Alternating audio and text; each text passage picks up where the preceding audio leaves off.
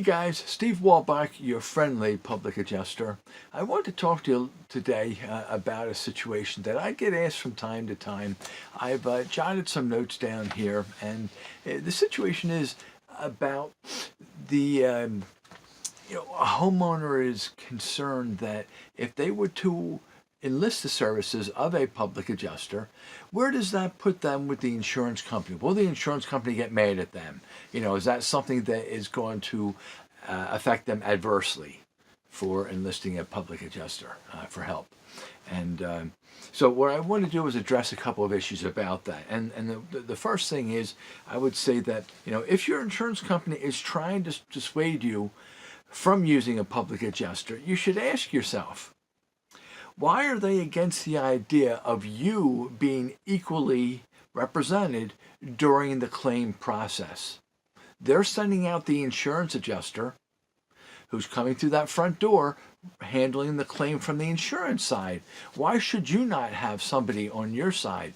The contract is between you and the insurance company, and they send a representative out. So that's some food for thought there. Now, public adjusters can only help a policyholder claim for what is legally within their insurance policy. So you have different limits, you have different levels of coverage. The insurance company knows this, and they know that we know this. And since we're using the insurance policy to state why this claim should be handled a certain way, why would they have any reservation? Why should they be concerned about us doing this? Because we're limited to what the policy says you should be paid for, what the policy will allow when things happen. Seems pretty straightforward, right? As in most industries, or I should say all industries, the majority of the representatives that get involved with whatever aspect it is are very good, professional, astute individuals. There are unfortunately the few bad eggs there that tend to spoil it for the rest. That happens all the time. We hear this everywhere. And so you need to be careful. You need to do some due diligence and check on that adjuster. You need to, as you're talking with that public adjuster, do you feel comfortable? Does it make sense what he's saying to you? If you have that little qualm, that fuzzy feeling in your tummy there, maybe this isn't the guy you should be working with then. Perhaps you need to look for somebody else instead. But all in all, the majority of folks are out there to help you to do a good job. It's those few that spoil it up. Let's see. Also, public adjusters, we want to be careful. Sometimes I find myself using some terms that I don't really want to use or are misproperly used. And what I'm talking about is, the homeowner looks at the public adjuster, well, he's going to fight for me and he's going to, well, we are, but it's not a fight in a battle of a fight. It's a situation where we use negotiating tactics. And the tactics, obviously, are what's stated within the policy. We use the policy to present to the insurance adjuster of why we feel that you should be paid on these different things. When this has occurred, this falls under this. This is part of this condition. So it's a negotiating tactic. We try to keep it on a friendly basis. Now, sometimes it breaks down and we don't get to be too smooth there, and you end up having to go to what's called appraisal. It's another step up now because the two entities dealing, the insurance adjuster and the public adjuster, are getting nowhere. It's a stalemate, and we have to move forward. And there are these different processes set in place for this to take place. Something that you find very often too, as public adjusters, a lot of them were at one time actually an insurance adjuster. How about that? So they know, coming from that side, what the objective is. They know how the insurance adjuster is coming in to the game and knows what his stance is going to be. It helps us as a public adjuster who have that past experience to prepare for this, to be ready to go for that, to take some of that ammunition away, because we already have answers for those things.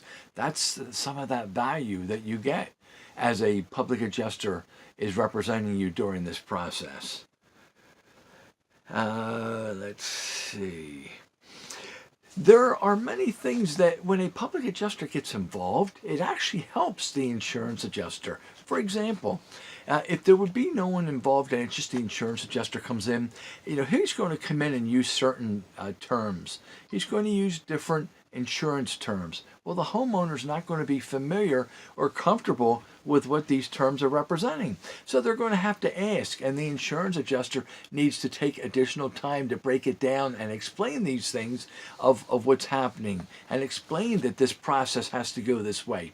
If there's if there's a public adjuster involved, right off the bat, that's his job. He's the one that is relaying this information back. The insurance adjuster doesn't have to deal with any of that. He can go and state, this is how I look at things, and then it's up to us as public adjusters to talk to the homeowner and tell them this is what we feel. No, we don't agree with this. Yes, that's true. The policy states so we can't get paid on this, but these things we are going to push for.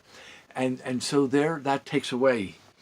Anytime there's a question from the from the homeowner, it just goes to the public adjuster. The insurance adjuster doesn't have to get and hear these emails coming to them. Well, how about, and what's going on? That's where we're in the process of taking care of all that.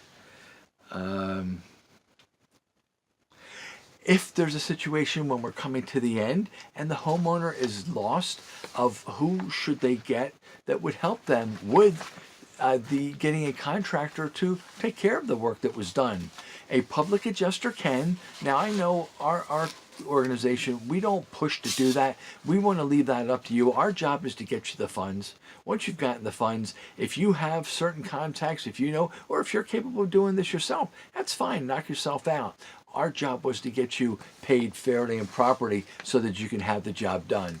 But if you do need assistance, if that's not your strong point, if you're not comfortable with who to use, we can also assist you in that process. And there's nothing in it for us. We want to make sure that we're going to recommend somebody who will do the best job for you to put us in the best light.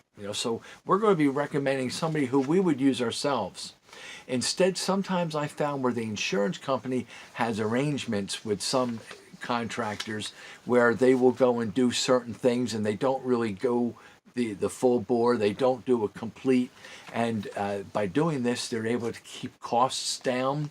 And when you're always holding the costs over someone's head and you have to take cuts, the homeowner is going to suffer in the end. So we as public adjusters are always looking to get the job done properly, and that's why we are always pushing to get paid as highly as possible, because these things are going to cost to have it done the way it should be in the process of restoring back to pre-loss conditions. So guys, I hope that answers that question there, if you've ever thought of that. And if you didn't, well, there's an answer for you that maybe next time. Please, would you like this? Would you give me one of these? Would you also share this with others? Maybe someone else is going through a situation. It's not over yet. It's not over till it's over, right? We can help them. And please, would you subscribe to my page? All my contact information is at the end of this video. And I hope that you guys have a wonderful day. God bless you.